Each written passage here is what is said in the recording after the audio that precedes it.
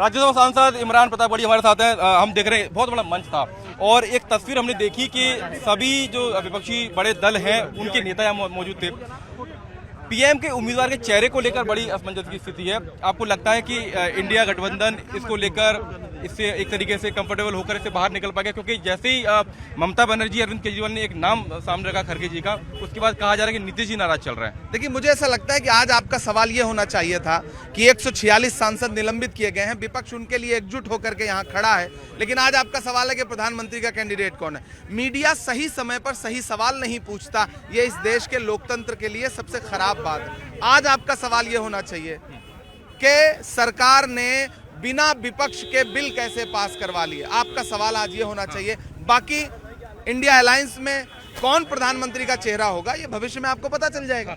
खड़गे साहब ने सीधा हमला बोला है प्रधानमंत्री मोदी पर, कहा है कि इतने पॉपुलर तो आप नहीं है, आप अभी से बहुत ही अति उत्साहित हैं, कहते हैं कि 400 सीट जीतेंगे। इस बयान को आप कैसे देखते हैं? क्योंकि सबसे बड़े नेता खड़गे साहब हैं इस गठबंधन के, तो कहीं ना कहीं वो जाहिर होता है कि उम्मीदवारी उन्हीं की है। खड़गे साहब का एक बयान और महत्वपूर्ण था जो उन्होंने पहले बोला है कि आप जिस मजाक का आधार बना करके सांसदों के निलंबन को छुपा रहे हैं। मैं दलित हूं, मुझे संसद में नहीं बोलने दिया जाता, तो क्या मैं ये कहूं कि दलितों को बोलने नहीं दिया जा रहा है, ये दलितों का अपमान है?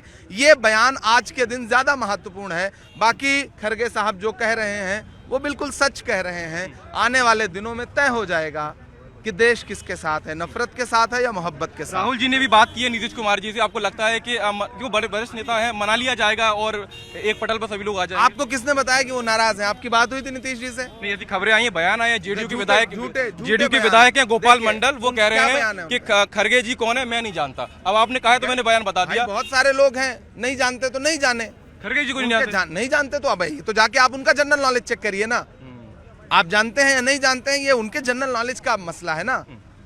मैं तो जानता हूं, मैं नीतीश कुमार को भी जानता हूं, मैं मल्लिकार्जुन खड़गे को भी जानता हूं, मैं डी राजा को भी जानता हूं, मैं ममता बनर्जी को भी जानता हूं, अखिलेश यादव को भी जानता हूं, मायावती को भी जानता हूं। बड़े नेता को क्या करना चाहिए कि जिससे छोटे विधायक छोटे नेता इस तरीके बयान ना दें? जिससे पहली बात तो आप एक विधायक को छोटा मत बोलिए, ठीक है, वो भी एक जनप्रतिनिधि है, हो सकता है उनका जनरल नॉलेज कमजोर हो, तो कुछ किताबें उनको दी जाए ताकि उनको पता चले कि देश में कौन कौन सी पार्टियों के अध्यक्ष कौन कौन से। तो मशहूर शायर इमरान प्रतापगढ़ी को आप सुन रहे थे, जो अपने अंदाज में कह रहे थे कि विधायक हैं वो बड़े नेता भी हैं, छोटे नेता मत कहिए, लेकिन उनका ये भी कहना है कि शायद उनकी जो जनरल नॉलेज है वो कम हो सकती है और वो शायद खड़गे जी को नहीं जानते हो, ऐसा भी संभव है। तो कांग्रेस की तरफ से आपने बयान सुना कि जो जेडीयू के विधायक गोपाल मंडल के बयान के उनके बयान पर एक प्रतिक्रिया के तौर पर आप सुन रहे थे। नाज़िर साहब, इतना बड़ा मंच और देखिए एक बहुत बड़ा गठबंधन आपका हुआ है और जब 4 दीवारी में बैठक होती है तो तस्वीरें नहीं आ पाती हैं, लेकिन इतने बड़े मंच पर सार्वजनिक तौर पर एक इतनी बड़ी तस्वीर सामने आना, लगता है कि गठबंधन इससे और मजबूत होगा? क्योंकि बड़े चेहरे हमने देखे मंच पर संबोधित कर रहे थे। गठबंधन मजबूत है,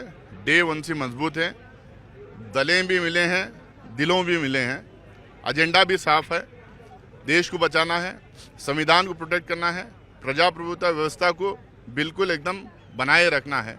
इन मुद्दों को लेकर आगे बढ़ रहे हैं।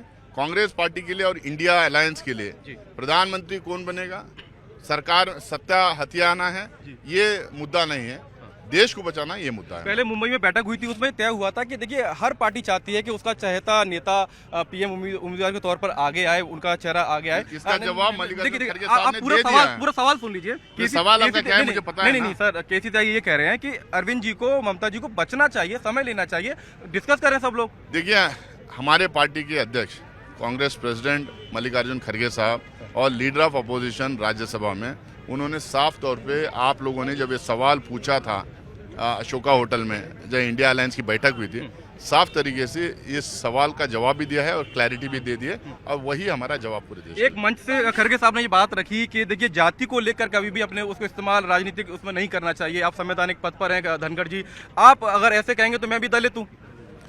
ये खड़गे जी पहले भी ये बात कही है, अगर हर कोई जो है अपनी ज़ात को इन्वोक करना शुरू कर दें हर मामले में, फिर तो हम लोग ना बात रख पाएंगे, ना हम क्रिटिसाइज कर पाएंगे, ना क्रिटिकल एनालिसिस कर पाएंगे। यहाँ तक कि जो हम जो बिल्स आते हैं पार्लियामेंट में, फिर उसके ऊपर भी बोल नहीं पाएंगे, फिर वो मंत्री बोलेगा मेरे जात का अपमान है करके, ऐसे थोड़ी होता है। नासिर हुसैन साहब को आप सुन रहे थे, कह रहे थे कि जाति को संवैधानिक कार्यों में बीच में नहीं लाना चाहिए, और वही मंच से मल्लिकार्जुन खड़गे कांग्रेस अध्यक्ष कहते हुए सुनाई दिए। तो उनका कहना है कि पीएम उम्मीदवार कौन होगा कौन नहीं होगा, ये तय करने के लिए जो इंडिया अलायंस है उसके तमाम बड़े नेता आपस में विचार विमर्श करेंगे। राज्यसभा सांसद रंजीत रंजन जी हमारे साथ हैं। मैम, हम देख रहे थे मंच पर तमाम बड़े दलों के तमाम नेता थे। एक अच्छी तस्वीर ये है कि ये कहा जाता है कि अंदर सुगबुगाहट है कि टूट पड़ जाएगी, लेकिन जब मंच पर लोग आते हैं तो लगता है कि इंडिया गठबंधन बहुत मजबूत है। क्या कहेंगे इस पर आप? देखिए, आप ही बोल रहे हैं, हम तो कह ही रहे हैं इंडिया गठबंधन मजबूत है। हम सब साथ में हैं, तानाशाह के खिलाफ है, बुलडोज सरकार के खिलाफ है। ये भाजपा की घबराहट है जो बीच बीच में कोई चिंगारी सुलगाने की कोशिश करती है। हाँ, हम बोलेंगे कि कुछ जो अभी रिजल्ट आया है छत्तीसगढ़ का, राजस्थान का, मध्य प्रदेश का, उससे वो लोगों का थोड़ी देर का जो छुरछुरी बम होता है तो वो खुश हो सकते हैं, लेकिन जिस तानाशाही के साथ बुलडोज तरीके से वो सरकार को चला रहे, ये लोकतंत्र का और हमारे भारत का हिस्सा नहीं है। और 2024 में इसका खामियाजा भाजपा को भुगतना पड़ेगा, जिसके लिए पूरा इंडिया गठबंधन एकजुट है। हर पार्टी और हर पार्टी का कार्यकर्ता ये चाहता है कि उनका चहेता नेता, उसका चेहरा बतौर पीएम उम्मीदवार के तौर पर आगे आए, चाहे वो जेडीयू हो, चाहे वो कांग्रेस हो, चाहे समाजवादी पार्टी हो या आम आदमी पार्टी हो। ये कहा जा रहा है, केसी त्यागी कह रहे हैं कि ममता जी को, केजरीवाल जी को थोड़ा सा संयम रखना चाहिए था। जब ये पहले तय हो गया था कि किसी का नाम नहीं देना है, तो आप नाम देकर ऐसी बातें क्यों करना? फिर कार्यकर्ता नाराज होते हैं। अब देखिए, जेडीयू के विधायक हैं, कह रहे हैं कि खड़गे साहब कौन है, मैं तो जानता ही नहीं हूँ। वो नाराज हो गए हैं, नीतीश के चहेते लोग। ऐसी बातों को आपके सामने क्यों कहना? ये हमारा निजी मामला है, इंडिया गठबंधन का मामला है, और अभी बहुत सारे मंथन होंगे।